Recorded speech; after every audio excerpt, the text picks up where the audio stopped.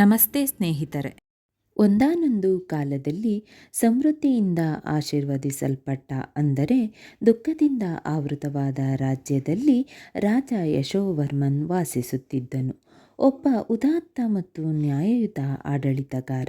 ಅವನ ಬುದ್ಧಿವಂತಿಕೆ ಮತ್ತು ಭಕ್ತಿಯ ಹೊರತಾಗಿಯೂ ರಾಜನು ತನ್ನ ಹೃದಯದಲ್ಲಿ ಆಳವಾದ ಹಂಬಲವನ್ನು ಹೊಂದಿದ್ದನು. ಅವನಿಗೆ ಮಕ್ಕಳಿಲ್ಲ. ಅವನ ದಿನಗಳು ಪ್ರಾರ್ಥನೆಗಳಿಂದ ತುಂಬಿದವು, ಆದರೆ ಅವನ ವಂಶಾವಳಿಯನ್ನು ಯಾವುದೇ ಉತ್ತರಾಧಿಕಾರಿ ಅಲಂಕರಿಸಲಿಲ್ಲ. ಹತಾಶೆಯಿಂದ ಮುಳುಗಿ ಅವನು ತನ್ನ ಆಸ್ಥಾನದ ಋಷಿಗಳಿಂದ ಮಾರ್ಗದರ್ಶನವನ್ನು ಬಯಸಿದನು. ಬ್ರಹ್ಮಾಂಡದ ಮಾರ್ಗಗಳಲ್ಲಿ ಬುದ್ಧಿವಂತರಾದ ವಿದ್ವಾಂಸ ಋಷಿಗಳು ಚೈತನ್ಯ, ಸಮೃದ್ಧಿ ಮತ್ತು ಹೊಸ ಆರಂಭಗಳ ಆಶೀರ್ವಾದಗಳನ್ನು ನೀಡಬಲ್ಲ ಸೂರ್ಯದೇವರಾದ ಭಗವಾನ್ ಸೂರ್ಯನ ಶಕ್ತಿಯನ್ನು ಬಹಿರಂಗಪಡಿಸಿದರು. ಭಗವಾನ್ ಸೂರ್ಯ ತನ್ನ 7 ಕುದುರೆಗಳ ರಥದ ಮೇಲೆ ಭವ್ಯವಾಗಿ ಕುಳಿತಿದ್ದು, ಉತ್ತರ ಗೋಳಾರ್ಧದ ಕಡೆಗೆ ತನ್ನ ಪ್ರಯಾಣವನ್ನು ಪ್ರಾರಂಭಿಸುವ ದಿನವಾದ ರಥಸಪ್ತಮಿಯ ದಿವ್ಯ ಕಥೆಯನ್ನು ಋಷಿಗಳು ಹಂಚಿಕೊಂಡರು. ಇದು ಸೂರ್ಯನ ಆರೋಹಣವನ್ನು ಸೂಚಿಸುತ್ತದೆ. ಇದು ಭೂಮಿಗೆ ದೀರ್ಘ ದಿನಗಳು, ಉಷ್ಣತೆ ಮತ್ತು ನವೀಕೃತ ಶಕ್ತಿಯನ್ನು ತರುತ್ತದೆ. ಈ ಶುಭ ದಿನದಂದು ಪವಿತ್ರ ವ್ರತವನ್ನು, ಅಂದರೆ ಉಪವಾಸ ಆಚರಿಸಲು, ಸೂರ್ಯ ನಮಸ್ಕಾರ ಮಾಡಲು, ಸೂರ್ಯೋದಯದ ಸಮಯದಲ್ಲಿ ಸೂರ್ಯದೇವರಿಗೆ ನೀರು ಅರ್ಪಿಸಲು ಮತ್ತು ಭಗವಾನ್ ಸೂರ್ಯನ ಜೀವ ನೀಡುವ ಶಕ್ತಿಯನ್ನು ವೈಭವೀಕರಿಸುವ ಸ್ತೋತ್ರವಾದ ಆದಿತ್ಯ ಹೃದಯವನ್ನು ಪಠಿಸಲು ಅವರು ರಾಜನಿಗೆ ಸೂಚಿಸಿದರು. ಭರವಸೆಯಿಂದ ತುಂಬಿದ ಹೃದಯದಿಂದ ರಾಜ ಯಶೋವರ್ಮನ್ ಅವರ ಸಲಹೆಯನ್ನು ಅಚಲ ನಂಬಿಕೆಯೊಂದಿಗೆ ಅನುಸರಿಸಿದರು. ರಾಜನ ಭಕ್ತಿಯಿಂದ ಪ್ರೇರಿತನಾದ ಭಗವಾನ್ ಸೂರ್ಯ ಚಿನ್ನದ ಬೆಳಕಿನಲ್ಲಿ ಕಾಣಿಸಿಕೊಂಡನು. ಅವನ ಉಪಸ್ಥಿತಿಯು ಉಷ್ಣತೆ ಮತ್ತು ಶಾಂತಿಯನ್ನು ಹೊರಸೂಸಿತು. ಅವನು ರಾಜನಿಗೆ ಒಬ್ಬ ಮಗನನ್ನು ನೀಡಿ ಆಶೀರ್ವದಿಸಿದನು. ಆ ಮಗು ಬುದ್ಧಿವಂತ ಮತ್ತು ಸದ್ಗುಣಶೀಲ ಆಡಳಿತಗಾರನಾಗುತ್ತಾನೆ ಎಂದು ಭರವಸೆ ನೀಡಿದನು. ಅವನ ಮಾತಿನಂತೆ ರಾಜ್ಯವು ಪ್ರವರ್ಧಮಾನಕ್ಕೆ ಬಂದಿತು ಮತ್ತು ರಾಜನ ಉತ್ತರಾಧಿಕಾರಿ ನ್ಯಾಯ ಮತ್ತು ಸಮೃದ್ಧಿಯ ದಾರಿದೀಪವಾದನು. ಆ ದಿನದಿಂದ ರಥಸಪ್ತಮಿಯ ಆಚರಣೆಯು ಒಂದು ಪಾಲಿಸಬೇಕಾದ ಸಂಪ್ರದಾಯವಾಯಿತು. ಇದು ಕತ್ತಲೆಯನ್ನು ಹೋಗಲಾಡಿಸುವ, ಚೈತನ್ಯವನ್ನು ನೀಡುವ ಮತ್ತು ಅತ್ಯಂತ ಸವಾಲಿನ ಸಮಯಗಳಿಗೆ ಭರವಸೆಯನ್ನು ತರುವ ಸೂರ್ಯನ ಸಾಮರ್ಥ್ಯವನ್ನು ಸಂಕೇತಿಸುತ್ತದೆ. ರಥಸಪ್ತಮಿಯ ಕಥೆಯು ಸೂರ್ಯನು ಜೀವರಕ್ಷಕ ಮತ್ತು ನವೀಕರಣದ ಸಂಕೇತವಾಗಿ ವಹಿಸುವ ಶಾಶ್ವತ ಪಾತ್ರವನ್ನು ನೆನಪಿಸುತ್ತದೆ. ಈ ದಿನದಂದು ವ್ರತವನ್ನು ಆಚರಿಸುವುದರಿಂದ ಪಾಪಗಳನ್ನು ಶುದ್ಧೀಕರಿಸುತ್ತದೆ, ಚೈತನ್ಯವನ್ನು ಪುನರುಜ್ಜೀವನಗೊಳಿಸುತ್ತದೆ ಮತ್ತು ನಮ್ಮ ಜೀವನದಲ್ಲಿ ದೈವಿಕ ಆಶೀರ್ವಾದಗಳನ್ನು ಆಹ್ವಾನಿಸುತ್ತದೆ ಎಂದು ನಂಬಲಾಗಿದೆ.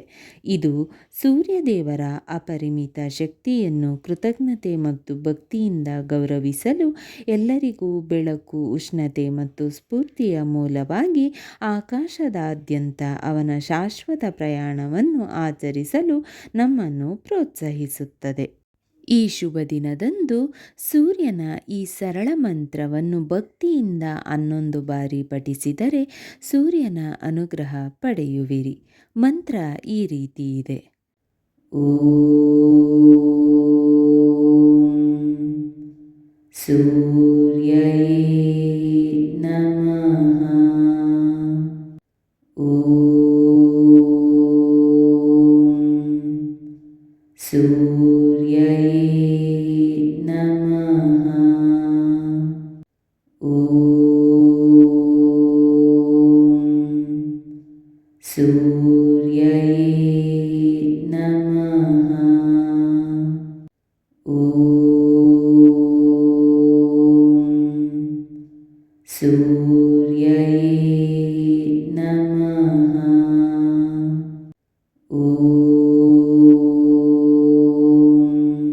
ಓಂ ಸೂರ್ಯೈ ನಮಃ.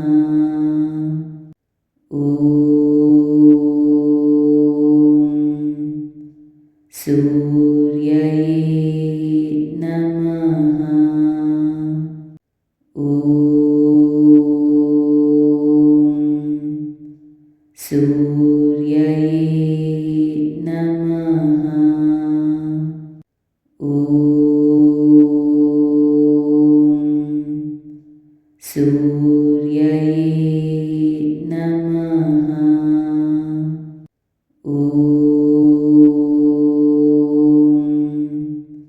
ಸೂರ್ಯಯೇ ನಮಃ.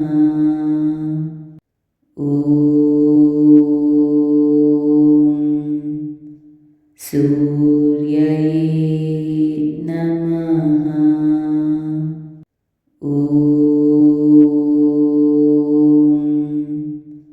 ಸೂರ್ಯಯೇ ನಮಃ.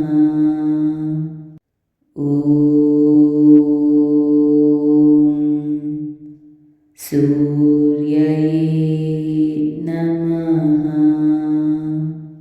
ಸೂರ್ಯಯೇ ನಮಃ. ಸೂರ್ಯಯೇ ನಮಃ.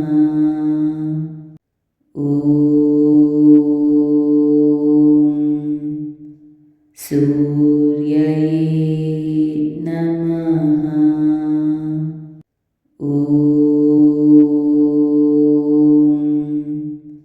ಸೂರ್ಯಯೇ ನಮಃ.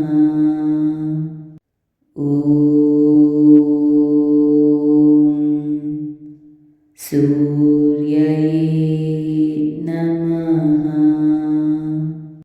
ನಮಃ. ಸೂರ್ಯಯೇ ನಮಃ.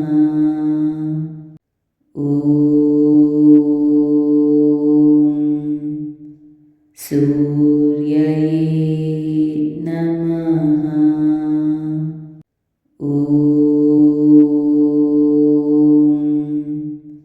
ಸೂರ್ಯಯೇ ನಮಃ.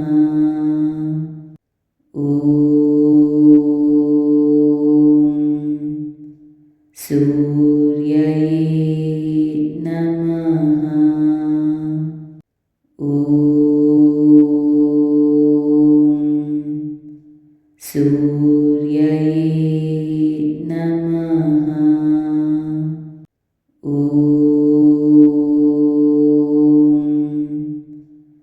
ಸೂರ್ಯಯೇ ನಮಃ.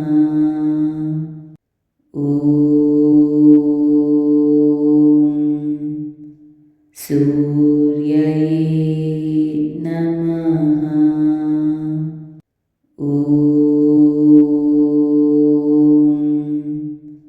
ಸೂರ್ಯಯೇ ನಮಃ.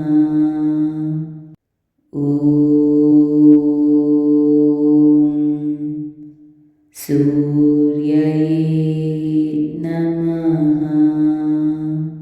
ಸ್ನೇಹಿತರೆ, ಈ ವಿಡಿಯೋ ಇಷ್ಟವಾದಲ್ಲಿ ಲೈಕ್, ಶೇರ್ ಆ್ಯಂಡ್ ಕಾಮೆಂಟ್ ಮಾಡಿ. ಮುಂದಿನ ವಿಡಿಯೋಸ್ಗಳಿಗಾಗಿ ಚಾನಲ್ ಅನ್ನು ಸಬ್ಸ್ಕ್ರೈಬ್ ಮಾಡಿ. ಧನ್ಯವಾದಗಳು.